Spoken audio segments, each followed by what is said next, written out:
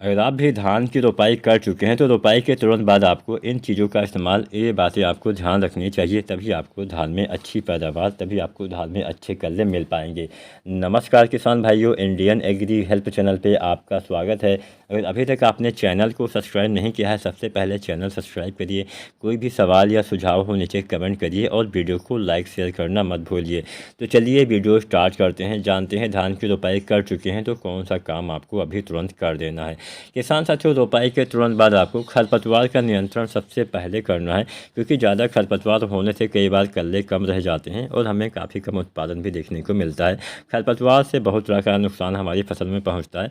तो सबसे पहले तो आपको कोशिश करना है कि खरपतवार को जमने से यानी उगने से ही रोक दिया जाए। तो खरपतवार को उगने से रोकने के लिए यहाँ पे हम एक दो फार्मूला आपको बता देते हैं।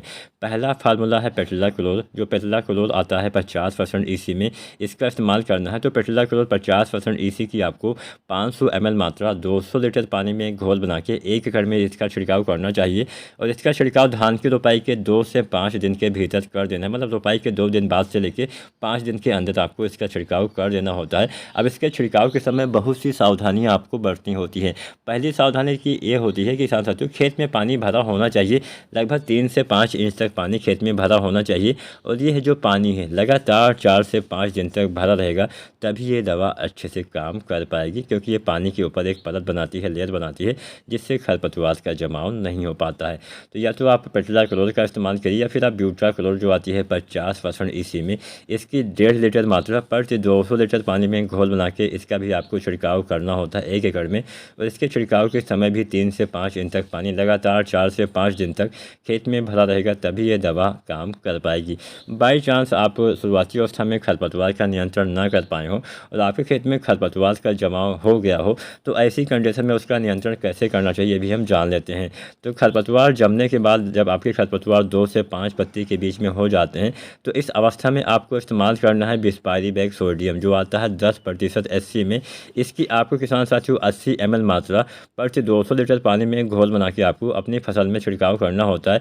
इसके छिड़काव के समय खेत में पानी भरा न रहे, इस बात का आपको ध्यान रखना है, लेकिन मिट्टी में पर्याप्त मात्रा में नमी होनी चाहिए, तभी ये दवाएं अच्छे से किसान भाइयों काम कर पाएंगी।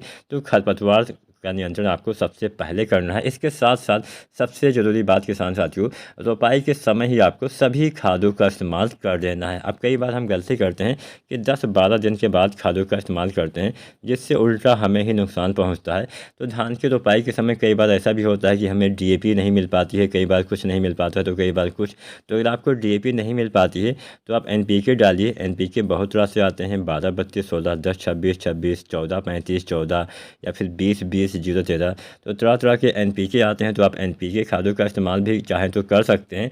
अगर आप एनपीके नहीं डालना चाहते हैं तो आप सिंगल सुपर फास्फेट का इस्तेमाल कर सकते हैं।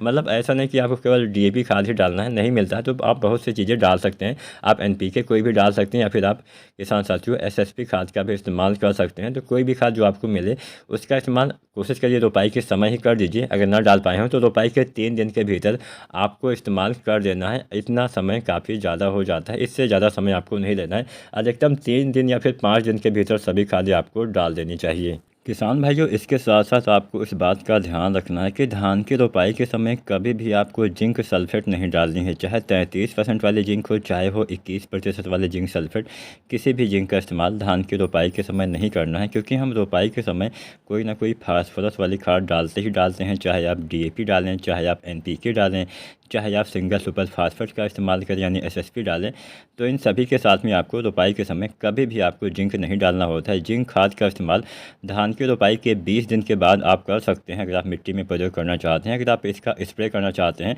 तो स्प्रे आप पहले भी कर सकते हैं। स्प्रे में कोई ऐसा बाध्यता नहीं होती है कि आप कितने दिन बाद नहीं डाल सकते हैं।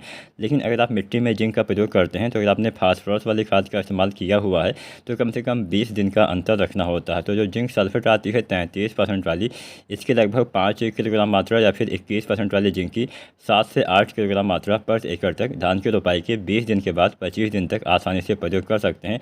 जब आप यूरिया डालते हैं तो 30 से 40 kg यूरिया, साथ में जिंक सल्फेट इस्तेमाल कर सकते हैं। आप चाहें तो इसके साथ में सल्फ़र जो आता है 90% वाला, इसकी भी 3 किलोग्राम मात्रा पर एकड़ तक इस्तेमाल कर सकते हैं, अच्छा लाभ मिलेगा। इसके साथ साथ सिंचाई पे भी आपको ध्यान देना पड़ेगा, समय समय पे सिंचाई करते रहिए। कोई भी खाद डालिए उससे पहले आपको सिंचाई कर देनी है, नमी ना हो तो सिंचाई करिए, नमी हो तो सिंचाई की आवश्यकता नहीं है। तो उम्मीद करते हैं आज की जानकारी, आज की वीडियो आपको पसंद आई होगी। वीडियो पसंद आई है तो लाइक शेयर करें और इंडियन एग्री हेल्प चैनल को सब्सक्राइब करना ना भूलें। कोई भी सवाल हो नीचे कमेंट जरूर करें। धन्यवाद।